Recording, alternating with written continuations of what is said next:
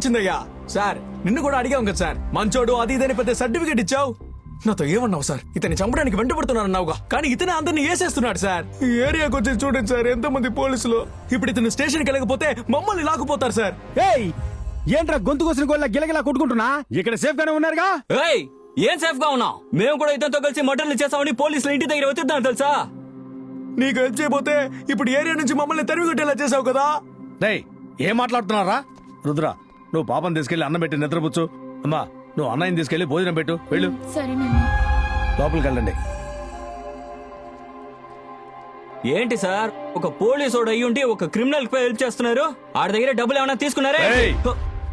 అవునరా, రుద్ర హంతకుడే, ఇకపై కూడా చేస్తాడు. వాడి కోసం ఈ రోజే కాదు, బతుకున్నంత కాలం హెల్ప్ చేస్తాను. మా డిపార్ట్మెంట్ మొత్తం వెతుకుతున్నప్పుడు ఇంత రిస్క్ చేసి పోలీస్ క్వార్టర్స్ లో ఎందుకు వచ్చారో తెలుసా? వాడి మంచి మనస్సుకి. ఇదంతా డబ్బు కోసం కాదు బాబు.